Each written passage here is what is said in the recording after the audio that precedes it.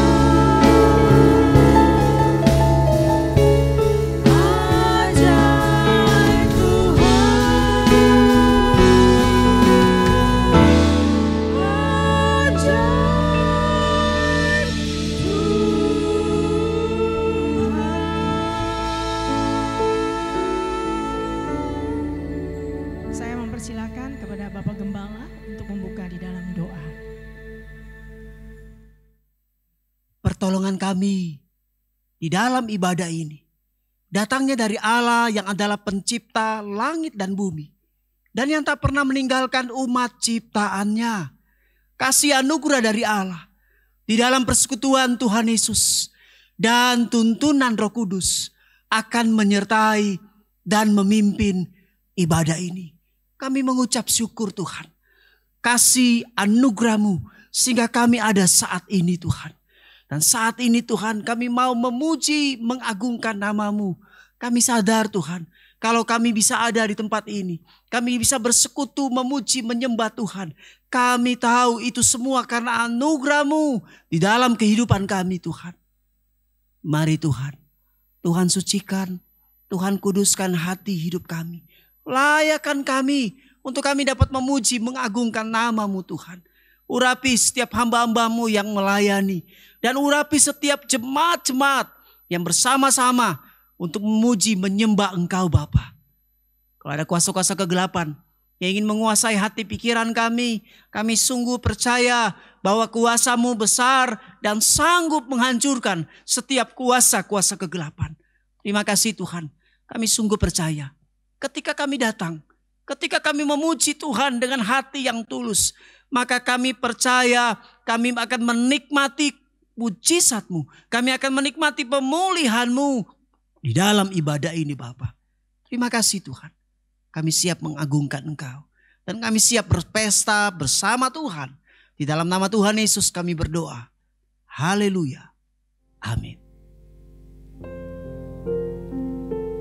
Sukacita besar karena Tuhan Yesus sudah bangkit.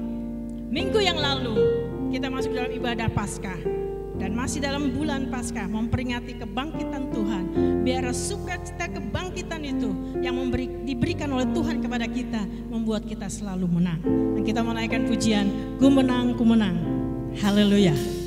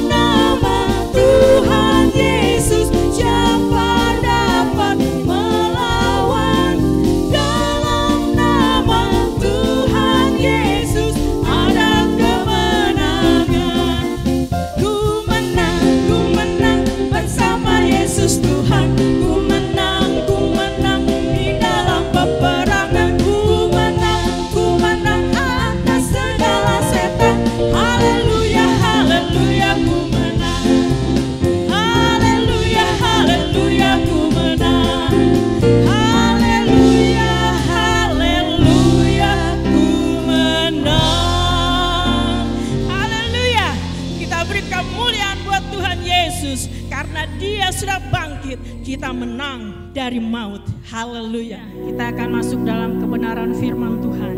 Dan biarlah kita boleh mempersiapkan keberadaan kita, hati kita, roh, tubuh, jiwa, roh kita semua hanya untuk firman Tuhan. Sehingga kita menjadi kuat oleh karena firman Tuhan kita punya Allah yang setia. Nah, kita menaikkan pujian, Engkau setia.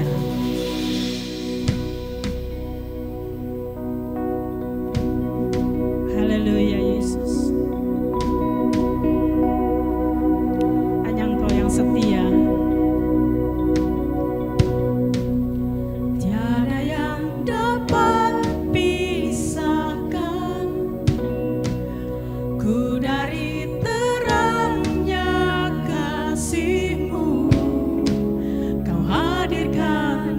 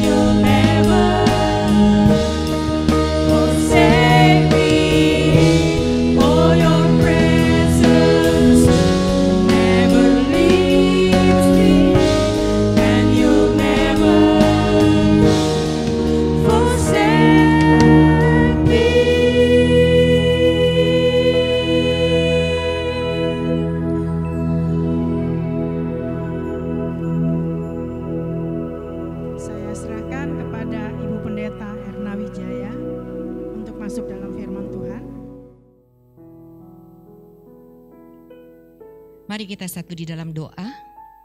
Bapa di surga, pada pagi hari ini hati kami penuh dengan ucapan syukur, di mana pada pagi hari ini Tuhan kami boleh datang kembali kepadamu Tuhan, di mana kami boleh beribadah bersama-sama, sekalipun kami berbeda tempat, tapi kami percaya Roh Kudus Engkau hadir di tengah-tengah ibadah kami. Biarlah melalui ibadah kami ini Tuhan, akan menyenangkan hati-Mu Tuhan. Dan di dalam ibadah ini Tuhan, kami semua dikuatkan dan dimampukan, terlebih untuk menghadapi hari-hari yang ada di depan kami. Mari ya Bapa, di mana sebentar kami juga akan mendengarkan sebagian dari kebenaran firman-Mu. Mari Bapa, urapi kami semua. Tidak ada seorang pun yang Engkau lewati dari kami. Karena kami percaya firman-Mu itulah Tuhan yang senantiasa menjadi rema di dalam setiap kehidupan kami. Dan mari Bapa, biarlah kuasa-Mu Kau nyatakan di tengah-tengah setiap kehidupan kami. Biar melalui kehidupan kami boleh hidup senantiasa memuliakan nama-Mu. Dan kami percaya Tuhan, apapun yang kami buat, biar itu semua berkenan di hati-Mu. Terima kasih Bapa, kami serahkan firman ini sepenuhnya ke dalam tangan Engkau. Biarlah Tuhan tidak ada kuasa apapun yang sanggup menghalangi, merintangi jalannya ibadah pemberitaan firman-Mu ini.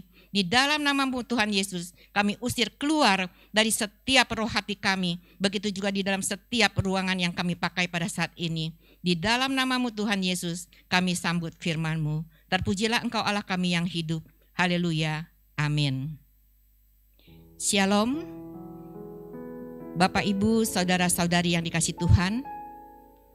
Biarlah pada pagi hari ini kita senantiasa mengucap syukur dan berterima kasih kepada Tuhan. Karena sampai hari ini kita boleh ada sebagaimana kita ada. Kita percaya itu semua karena kasih anugerah Tuhan yang telah diberikan kepada kita semua. Pada pagi hari ini firman Tuhan diberi tema yaitu kebangkitan Kristus. Melalui kebangkitan Kristus, seluruh dunia dapat menyaksikan bagaimana kuasa Allah yang sangat besar dan dahsyat itu telah dinyatakan. Seperti apa yang tertulis di dalam Kolose 2 ayat 15. Di dalam Kolose 2 ayat 15 firman Tuhan berbunyi demikian. Ia, yaitu Yesus Kristus, telah melucuti pemerintah-pemerintah dan penguasa-penguasa dan menjadikan mereka tontonan umum dalam kemenangannya atas mereka. Di sini firman Tuhan dengan jelas dan dengan tegas mengingatkan kepada kita semua bahwa Yesus Kristus telah menang dan Dia telah mengalahkan pemerintah-pemerintah, penguasa-penguasa, dan menjadikan mereka tontonan umum. Berarti Tuhan Yesus telah mengalahkan maut dan Dia telah memberikan kemenangan kepada kita semua, di mana kita sebagai orang-orang yang telah berkemenangan, kita mau mempersembahkan hidup kita. Kita mau memaknai arti hidup ini untuk benar-benar bagi kemuliaan nama Tuhan. Mari dengan tema kebangkitan Kristus, kita akan membaca firman Tuhan yang diambil dari kitab 1 Korintus pasal 15 ayat 1 sampai 11. Saya juga mengundang kepada Bapak, Ibu, saudara-saudari yang di rumah, ambillah Alkitab kalian. Mari kita mau membaca bersama-sama dan kita juga dapat merenungkan firman Tuhan ini. Mari kita baca bersama-sama dari kitab 1 Korintus 15 ayat 1 sampai 11. Demikianlah bunyi firman Tuhan. Dengan perikop kebangkitan Kristus. Ayat pertama, dan sekarang saudara-saudara, aku mau mengingatkan kamu kepada Injil yang aku beritakan kepadamu dan yang kamu terima dan yang di dalamnya kamu teguh berdiri. Oleh Injil itu kamu diselamatkan, asal kamu berpegang teguh padanya, seperti yang telah kuberitakan kepadamu. Kecuali kalau kamu telah sia-sia saja menjadi percaya. Sebab yang sangat penting telah kusampaikan kepadamu, yaitu apa yang telah kuterima sendiri, ialah bahwa Kristus telah mati karena dosa-dosa kita, sesuai dengan kitab suci. Bahwa ia telah dikuburkan, dan bahwa ia telah dibangkitkan pada hari yang ketiga sesuai dengan kitab suci. Bahwa ia telah menampakkan diri kepada Kefas dan kemudian kepada ke-12 rasul, kepada 12 muridnya. Sesudah itu ia menampakkan diri kepada lebih dari 500 saudara sekaligus. Kebanyakan dari mereka masih hidup sampai sekarang, tetapi beberapa di antaranya telah meninggal. Selanjutnya ia menampakkan diri kepada Yakobus, kemudian kepada semua rasul. Dan yang paling akhir dari semuanya, ia menampakkan diri juga kepadaku, sama seperti kepada anak yang lahir sebelum waktunya. Karena aku adalah yang paling hina dari semua rasul, bahkan tidak layak disebut rasul, sebab aku telah menganiaya jemaat Allah. Tetapi karena kasih karunia Allah, aku adalah sebagaimana aku ada sekarang, dan kasih karunia yang dianugerahkannya kepadaku tidak sia-sia. Sebaliknya aku telah bekerja lebih keras daripada mereka semua, tetapi bukannya aku, melainkan kasih karunia Allah yang menyertai aku. Ayat terakhir, sebab itu baik aku maupun mereka, demikianlah kami mengajar, dan demikianlah kamu menjadi percaya. Demikianlah firman Tuhan yang kita baca pada saat ini, di mana Rasul Paulus dengan tegas akan mengingatkan kepada jemaat di Korintus bahwa makna hidup di dalam Tuhan. Biarlah apa yang diingatkan oleh Rasul Paulus kepada kita saat ini, kepada jemaat di Korintus, itu akan benar-benar menjadi peringatan buat kita semua. Dikatakan di ayat pertama, Rasul Paulus mengingatkan kepada jemaat di Korintus untuk tetap berdiri teguh di dalam Injil. Yang mana artinya untuk tetap berdiri teguh supaya kita jangan mudah goyah. Terlebih pada saat seperti sekarang ini, ketika masa pandemi, masih ada gereja sampai saat ini seperti kita belum bertatap muka. Tetapi peringatan di dalam kebangkitan Kristus ini mau mengingatkan kepada kita semua supaya kita benar-benar berdiri teguh di dalam Injil. Karena ayat 2 dikatakan, oleh Injil kamu diselamatkan asal kamu teguh berpegang padanya. Nah, bahwa keselamatan itu tentu harus kita pegang dan kita harus hargai. Dikatakan oleh Injil kamu diselamatkan asal kamu berpegang teguh padanya. Berarti berpegang teguh pada Injil, di mana kita mau tunduk, taat, patuh, dan percaya akan kuasa Allah. Di mana dengan berpegang teguh kepada Injil berarti kita mau tunduk, taat, patuh, dan percaya kepada kuasa Allah. Dengan berpegang teguh pada ajarannya yang pertama saya katakan. Mengapa kita harus berpegang teguh kepada pengajarannya? Karena Tuhan pasti mengajarkan kepada kita semua. Begitu juga pada waktu pelayanannya Tuhan Yesus mengajarkan kepada murid-muridnya. Itu adalah pengajaran yang baik. Dan supaya kita yang diselamatkan benar-benar memiliki kehidupan yang lebih baik. Apa yang Tuhan ajarkan kepada murid-muridnya? Kita tidak perlu membaca firman Tuhan ini karena secara singkat itu terdapat di dalam Matius 7 ayat 24 sampai 29. Biarlah Bapak Ibu, saudara-saudari yang di rumah bisa mencatat ayat ini dan nanti setelah selesai ibadah bisa dibaca ulang kembali. Pengajaran Tuhan Yesus di mana Yesus mengajarkan kepada murid-muridnya. Dikatakan di situ, barang siapa yang mendengarkan perkataanku dan melakukannya, ia adalah seperti orang yang bijaksana.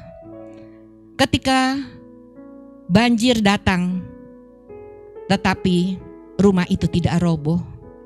Tetapi kalau orang yang mendengar perkataanku tetapi tidak melakukannya, ia seperti orang bodoh. Ketika hujan banjir datang, maka robohlah rumah itu. Jadi pengajaran Tuhan kepada kita, supaya kita berpegang teguh kepada pengajarannya, berarti kita mau mendengarkan apa yang firman Tuhan katakan, dan tentu kita mau melakukannya. Itulah pengajaran Tuhan kepada kita semua. Dan kita juga mau berpegang teguh pada janji-janjinya Tuhan. Apa janji Tuhan itu? Itu tertulis di dalam Ibrani 13 ayat 5b, di mana Allah Immanuel yang Dia tidak pernah sekalipun membiarkan kita dan meninggalkan kita seorang diri. Sekalipun saya katakan pada saat ini seluruh dunia, mungkin kita pun mengalami banyak masalah, tetapi kita harus berpegang teguh pada janjinya. Kita percaya bahwa Allah senantiasa menyertai kita, sekalipun Dia tidak pernah membiarkan kita dan meninggalkan kita untuk bergumul seorang diri. Dan untuk kita berpegang teguh pada firman Tuhan, di mana kita juga mau mengindahkan peringatannya. Apa yang diingatkan Tuhan pada waktu itu terdapat di dalam Yohanes 8 ayat 11, di mana seorang wanita kedapatan ia berzina. Tetapi pada waktu itu ia akan dihakimi, akan dilempari batu. Tetapi pada waktu itu Tuhan Yesus ada di sana. Dan apa yang diingatkan Tuhan Yesus kepada perempuan ini? Dikatakan, aku tidak menghukum kamu, tetapi jangan berbuat dosa lagi. Inilah peringatan Tuhan Yesus kepada perempuan itu, bahwa Tuhan tidak menghukum dia, tetapi janganlah berbuat dosa lagi. Dan peringatan Tuhan kepada kita juga, kejarlah kekudusan, sebab tanpa kekudusan tidak seorang pun akan melihat Tuhan. Itu terdapat di dalam Ibrani 12 ayat 14. Kejarlah kekudusan, sebab tanpa kekudusan tidak seorang pun akan melihat Tuhan. Jadi inilah peringatan Tuhan, bahwa kita jangan berbuat dosa lagi. Jangan dosa itu berulang-ulang kita lakukan, ibarat orang jatuh di lubang yang sama. Tetapi mari kita jangan berbuat dosa, kita mau kejar kekudusan itu, supaya ketika nanti Tuhan memanggil kita, kita akan melihat, kita akan bertemu dengan Tuhan di dalam kehidupan kekal kita. Dan kita juga mau menuruti segala perintah-perintah Tuhan. Apa yang Tuhan perintahkan? Di sini di dalam Matius 28 ayat 19, firman Tuhan mengatakan, pergilah, jadikanlah semua bangsa muridku, baptislah mereka di dalam nama Bapa, Anak dan Roh Kudus. Berarti kita orang-orang yang telah diselamatkan, kita telah menerima kemenangan yang dari Tuhan. Biarlah kita juga mau menuruti perintah Tuhan, yaitu kita mau dipakai oleh Tuhan untuk memberitakan Injil keselamatan, kabar sukacita ini. Mungkin di dalam rumah tangga keluarga kita, suami kita, istri kita ada yang belum percaya, anak-anak kita, menantu kita, cucu-cucu kita. Mari kita mau ceritakan kabar sukacita ini, bahwa keselamatan yang dari Tuhan itu ya dan amin. Begitu juga mungkin ada tetangga, teman di dalam pekerjaan, di dalam usaha, mungkin juga di dalam orang-orang yang membantu di dalam rumah tangga kita. Misalnya seorang pembantu atau juga seorang supir.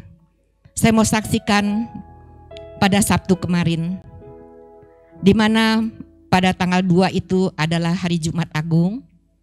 Memang saya hanya memakai pembantu ini 1 minggu 3 kali. Dia hanya bersih-bersih dan tidak menginap di rumah. Pada hari Sabtu, dia bertanya kepada saya, "Oma, kemarin hari besar apa ya?" Dia tanya. Lalu saya katakan, itu hari besar di mana kami orang Kristen yang percaya kepada Nabi Isa, bahwa Nabi Isa itu mati dan besok hari Minggu Nabi Isa itu akan bangkit. Karena oleh Nabi Isa itulah kami orang-orang yang berdosa telah menerima pengampunan. Dan dosa-dosa kami telah diampuni. Bahkan kami pun memiliki pengharapan di mana kami kelak akan dapat hidup bersama dengan Nabi Isa itu. Karena saya katakan Nabi Isa itu adalah seorang nabi yang dia lahir bukan karena hasil persetubuhan, tetapi ia lahir melalui Roh Kudus. Dan pembantu saya itu berkata, "Oh begitu ya Oma." Saya katakan, "Iya, kalau bukan Nabi Isa, tidak ada seorang pun yang dapat selamat. Kalau kita tidak selamat, berarti ketika kita nanti meninggal dunia, kita ada di neraka. Tetapi ketika kita mau menerima Dia sebagai juru selamat kita, percaya kepada Nabi Isa itu, maka kita akan menerima keselamatan." Dan dia hanya tersenyum. Saya percaya ketika saya menyampaikan ini, itu akan didengar dan akan tertanam di dalam hatinya. Nah, itulah yang ayat ke-1 dan ke-2 diingatkan oleh Rasul Paulus untuk tetap berdiri teguh pada Injil dan berpegang teguh pada Injil. Jadi kita mau berpegang pada pengajarannya, kita mau percaya kepada janjinya, kita mau mengindahkan peringatannya, dan kita juga mau menuruti segala perintahnya.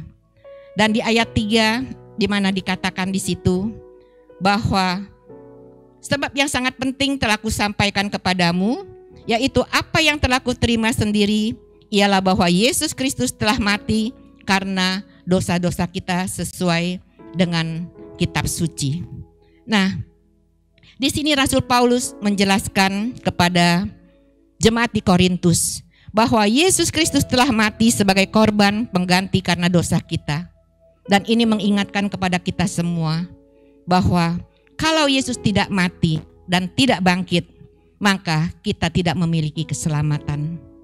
Ini yang harus kita ingat, ya, bahwa Yesus Kristus mati sebagai korban yang menggantikan dosa-dosa kita. Karena di dalam Kisah Para Rasul 4 ayat 12, firman Tuhan berbunyi demikian.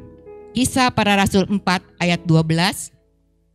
Dan keselamatan tidak ada di dalam siapapun juga selain di dalam Dia. Sebab di bawah kolong langit ini tidak ada nama lain yang diberikan kepada manusia yang olehnya kita dapat diselamatkan. Berarti Bapak, Ibu, saudara-saudari yang terkasih, inilah yang dapat kita sampaikan kepada orang-orang bahwa di kolong langit ini tidak ada nama lain selain nama Tuhan Yesus yang menyelamatkan kita itu.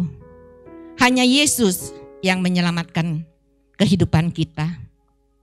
Dan di ayat 4 dikatakan, Yesus telah dikuburkan dan Yesus telah bangkit pada hari ketiga sesuai dengan kitab suci. Ini benar-benar apa yang dikatakan oleh Yesus sendiri kepada murid-muridnya. Pada waktu itu dia sedang berkumpul bersama-sama di dalam Matius 16 ayat 21. Matius 16 ayat 21 firman Tuhan berbunyi demikian. Matius 16 ayat 21. Sejak waktu itu Yesus mulai menyatakan kepada murid-muridnya bahwa ia harus pergi ke Yerusalem dan menanggung banyak penderitaan dari pihak tua-tua, imam-imam kepala dan ahli-ahli Taurat, lalu dibunuh dan dibangkitkan pada hari ketiga. Inilah yang Rasul Paulus jelaskan juga kepada jemaat di Korintus bahwa Yesus telah dikuburkan dan Yesus telah bangkit pada hari ketiga sesuai dengan kitab suci. Berarti benar pada waktu itu Yesus menyatakan kepada murid-muridnya bahwa ia harus pergi ke Yerusalem dan dia akan menanggung banyak penderitaan dari pihak tua-tua, imam-imam kepala dan ahli-ahli Taurat, lalu dibunuh dan dibangkitkan pada hari ketiga. Kalau kita mendengar apabila ada seseorang yang berkata kepada kita bahwa ia harus pergi kepada suatu tempat, dan di mana di sana dia akan menanggung banyak penderitaan. Apa yang kita rasakan, tentu kita juga bisa sedih, ya, karena Yesus harus pergi ke Yerusalem. Dikatakan ia harus menanggung banyak penderitaan. Dia harus menghadapi pihak tua-tua, imam-imam kepala, dan ahli-ahli Taurat, dan dikatakan lalu dibunuh. Ketika saya persiapkan firman Tuhan ini, saya renungkan dan saya membayangkan betapa beratnya pada waktu itu Tuhan Yesus menanggung dosa-dosa kita ini. Sebagai penanggung dosa kita, dia mau berkorban, sehingga dia katakan dia harus pergi ke Yerusalem. Dia harus menanggung banyak penderitaan karena dia akan menghadapi di sana pihak tua-tua, imam-imam kepala, dan ahli-ahli Taurat, dan yang akhirnya dia akan dibunuh. Ya, ketika kita juga membayangkan pada waktu itu dia berdoa di Taman Getsemani, di mana sampai peluhnya itu seperti butiran-butiran darah, mungkin di dalam hatinya dia sudah tidak kuat.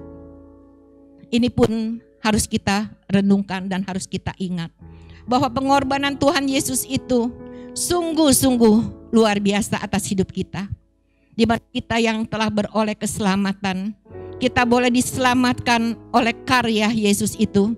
Mari kita harus ingat, jangan kita abaikan atau kita anggap itu hal yang biasa-biasa saja. Tetapi ini adalah hal yang luar biasa yang harus kita ingat dan harus kita ceritakan kepada anak cucu kita semua. Sehingga kematian Tuhan Yesus dan kebangkitannya itulah yang memberikan kita keselamatan. Pada ayat 5-8, di situ Tuhan Yesus menampakkan diri kepada Kefas dan kepada ke-12 murid-muridnya. Sesudah itu Tuhan Yesus juga menampakkan diri kepada 500 orang sekaligus. Selanjutnya Tuhan Yesus juga menampakkan diri kepada Yakobus dan kepada semua rasul. Dan yang terakhir Tuhan Yesus menampakkan diri juga kepada Rasul Paulus. Inilah kebenaran yang benar-benar dinyatakan bahwa setelah kebangkitannya Yesus menampakkan diri kepada banyak orang. Ini adalah hal yang nyata yang benar-benar harus kita percayai dengan sesungguhnya. Di mana di ayat 9 Rasul Paulus berkata, "Karena aku adalah yang paling hina dari semua rasul, bahkan tidak layak disebut rasul, sebab aku telah menganiaya jemaat Allah." Inilah kesadaran dari Rasul Paulus, di mana dia menyadari siapa dirinya sebelum dia bertemu dengan Tuhan. Dia adalah seorang penjahat, seorang pembunuh, seorang penganiaya jemaat Allah. Tetapi ketika Tuhan Yesus menampakkan diri kepadanya, ada perubahan yang terjadi. Dia mau merubah hidupnya karena dia sadar bahwa apa yang dia lakukan di dalam kehidupannya itu tidaklah berguna. Malah dia menjadi orang yang sangat berdosa dan hidup di dalam kenajisannya. Untuk itu dia benar-benar memaknai arti kebangkitan Yesus Kristus ini, di mana ketika dia berjumpa dengan Tuhan Yesus, dia benar-benar mau menjalani hidup yang barunya. Hidup di dalam Yesus, benar-benar dia mau mempersembahkan hidupnya, hidup yang berkualitas. Nah, pada pagi hari ini, apa yang telah kita alami? Apakah ketika kita telah menerima Tuhan Yesus sebagai juru selamat kita, ketika kuasa kebangkitan Tuhan Yesus telah dinyatakan di dalam kehidupan kita, apakah kita masih sama hidup seperti orang yang belum diselamatkan? Masih tetap hidup kita sebelum mengenal siapa Tuhan Yesus? Mari, apa yang Rasul Paulus alami ini, di mana dia mau mengadakan perubahan hidupnya, dia mau menjalani hidup yang barunya bersama Tuhan, di mana di ayat 10 dikatakan, "Tetapi karena kasih karunia Allah, aku adalah sebagaimana aku ada sekarang, dan kasih karunia yang dianugerahkannya kepadaku tidak sia-sia. Sebaliknya aku telah bekerja lebih keras daripada mereka semua. Tetapi bukannya aku, melainkan kasih karunia Allah yang menyertai aku. Inilah yang benar-benar menyadari Rasul Paulus.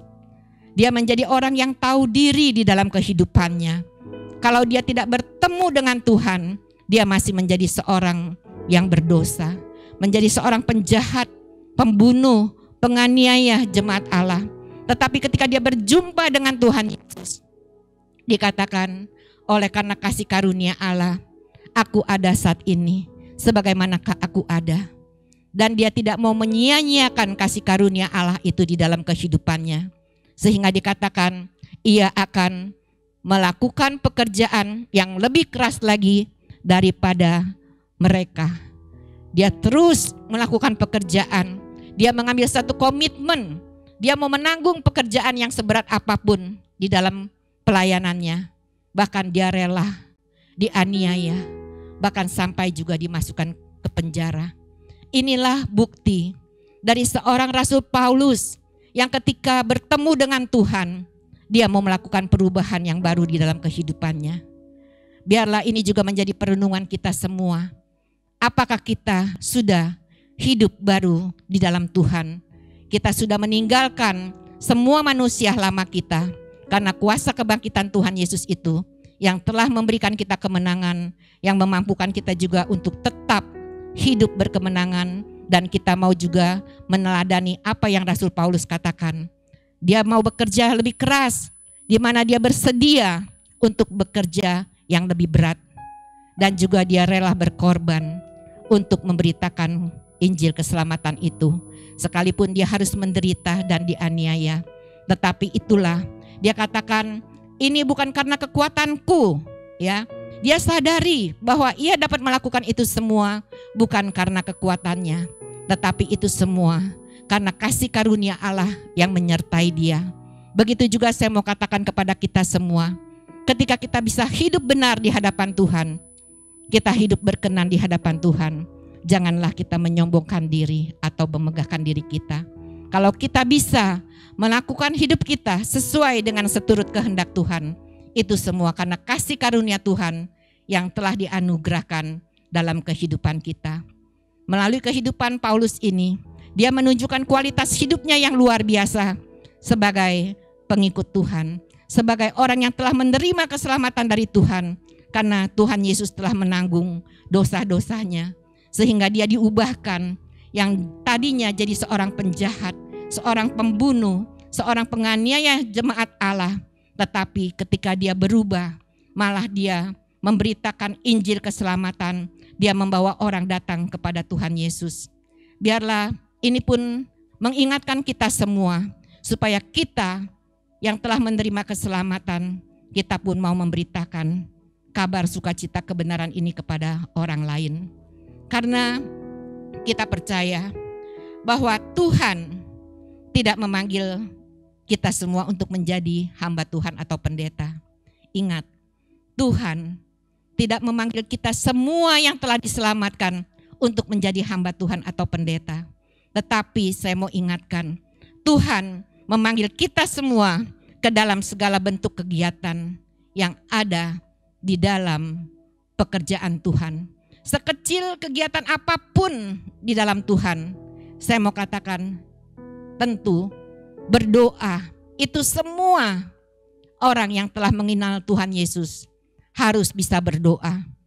Banyak yang saya suka temui ketika disuruh berdoa, masih ada yang berkata, maaf, saya sepertinya belum bisa berdoa. Lah, berdoa itu seperti kita berbicara.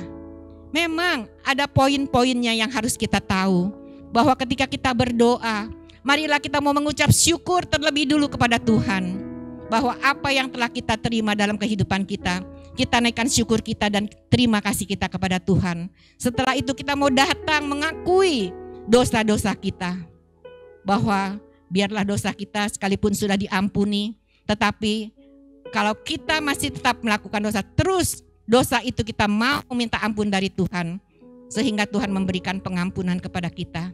Lalu kita mau naikkan apa yang menjadi permohonan kita. Untuk itu saya juga mau mengundang kepada jemaat GGP Eklesia Kristi. Mari kita semua mau masuk di dalam kegiatan pekerjaan Tuhan. Saya katakan sekecil apapun, saya percaya pekerjaan Tuhan ini banyak ya. Mau menjadi penerima tamu, menjadi kolektan, pemimpin pujian, pemain musik. Ya mungkin banyak hal pekerjaan yang Tuhan percayakan kepada kita. Mari kita mau terima pekerjaan yang dari Tuhan itu untuk kita lakukan. Sehingga dengan kesadaran penuh inilah kita dapat mempertanggungan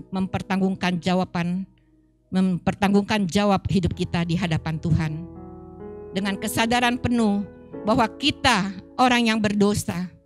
Yesus mati untuk menggantikan sebagai korban atas dosa-dosa kita. Kita pun mau menyadari oleh kasih karunia Allah yang diberikan kepada kita, biar kita juga mau melakukan apa yang Tuhan kehendaki itu di dalam kehidupan kita. Biarlah Roh Kudus akan terus memampukan kita melakukan semua apa yang baik dan benar, karena kebangkitan Kristus telah memberikan kita kemenangan. Orang yang berkemenangan adalah orang yang hidup benar di hadapan Tuhan. Marilah kita mau rela untuk dibentuk oleh Tuhan untuk menjadi sebuah bejana indah. Biarlah firman Tuhan yang singkat ini di dalam kebangkitan Kristus, Tuhan sudah menyatakan kemenangannya, di mana Rasul Paulus berpesan kepada jemaat di Korintus untuk tetap berdiri di dalam firman, untuk berpegang teguh di dalam firman, sehingga kita mau berpegang teguh pada pengajarannya. Kita mau percaya kepada janji-janjinya, dan kita mau mengindahkan peringatan-peringatannya, dan kita juga mau menuruti segala perintahnya. Oleh karena kasih karunia Tuhan yang dianugerahkan kepada kita, kita pun mau melayani pekerjaan Tuhan. Sekecil apapun pekerjaan itu, mari kita membuka hati di hadapan Tuhan. Pakailah kami Tuhan sesuai dengan rencanamu. Mari biarlah firman Tuhan yang singkat ini akan memberkati Bapak Ibu saudara-saudari sekalian, begitu juga akan memberkati saya. Saya akan tutup firman Tuhan ini dan mari kita mau berdoa bersama. Sebelum kita berdoa, kita mau menaikkan pujian bagaikan bejana, supaya kita adalah bejana-bejana yang siap dibentuk untuk sebentuk serupa dengan gambaran Kristus. Bagaikan bejana siap dibentuk, demikian hidupku di tanganmu, dengan urapan kuasa rohmu. Amin. Ku dibaharui selalu.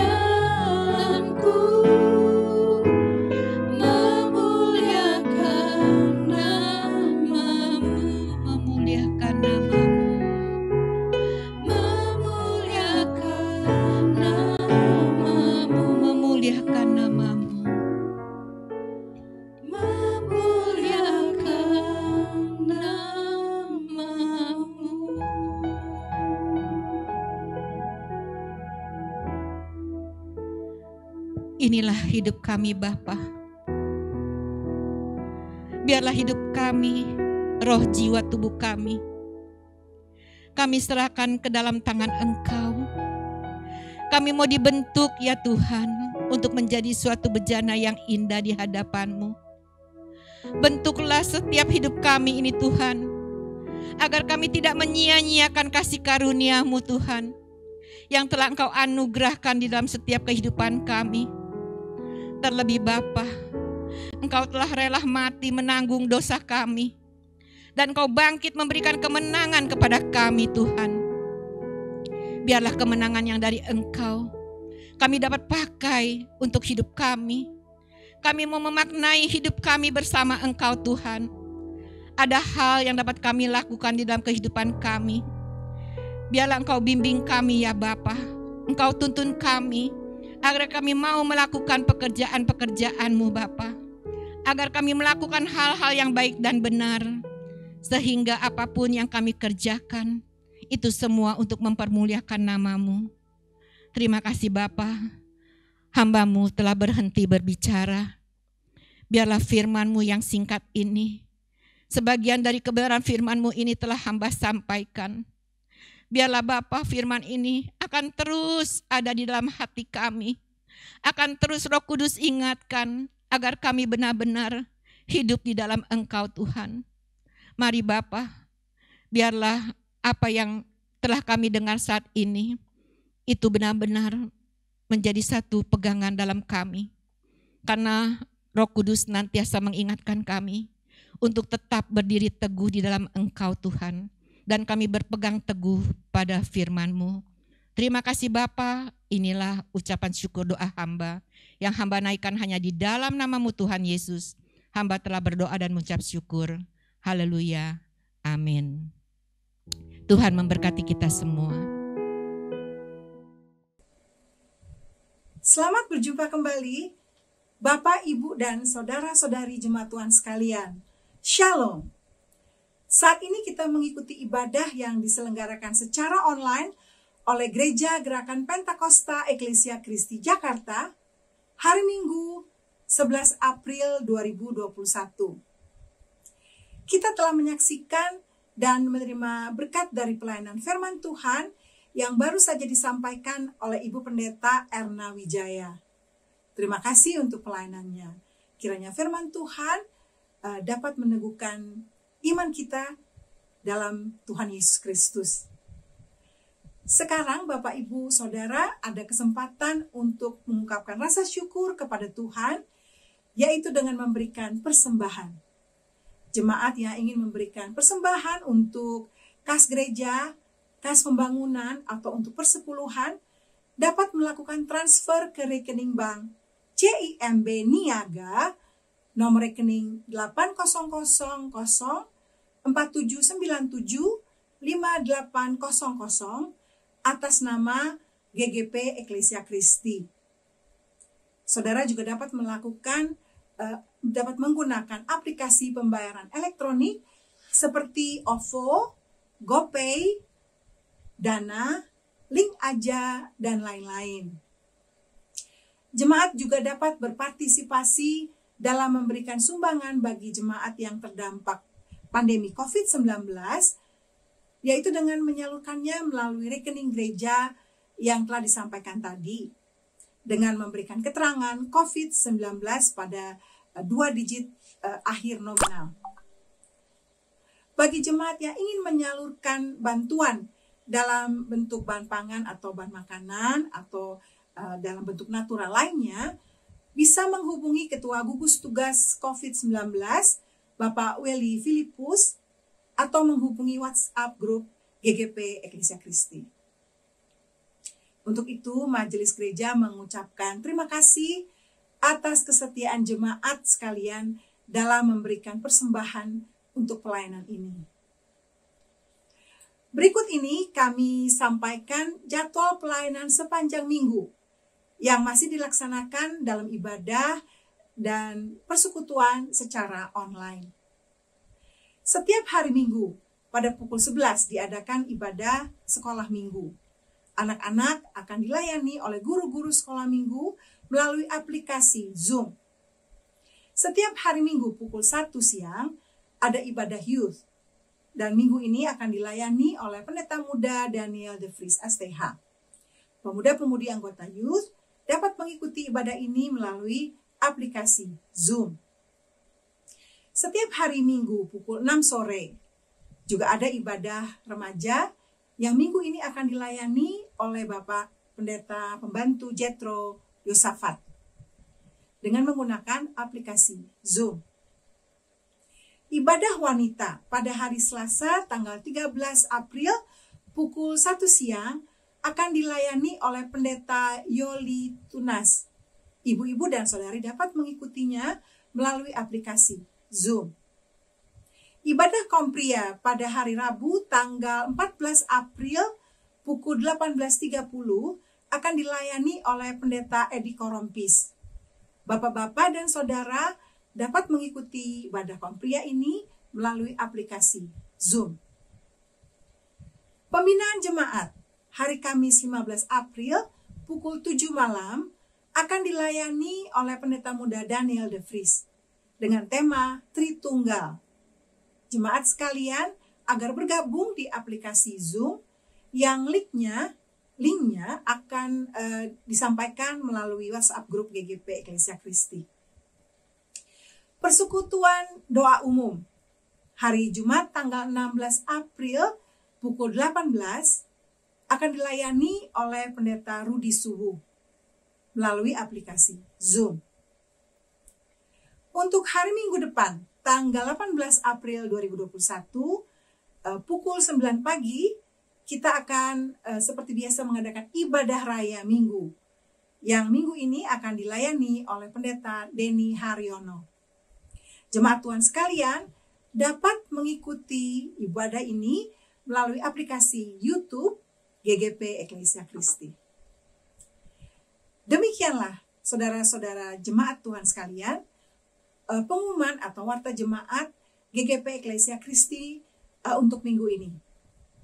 Atas nama Gembala, Wakil Gembala, hamba-hamba Tuhan, dan seluruh majelis, kami mengucapkan terima kasih.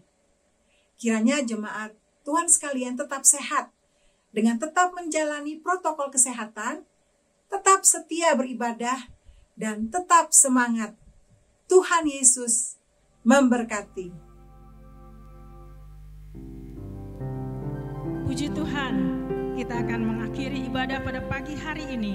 Dan biar sukacita surga tetap menjadi bagian dalam hidup kita. Hari ini, besok, dan sampai selama-lamanya. Dan yang satu perkara yang harus kita ingat, Tuhan selalu menolong kita. Dia selalu ada untuk kita. Dan kita naikkan pujian, Tuhan menolongku.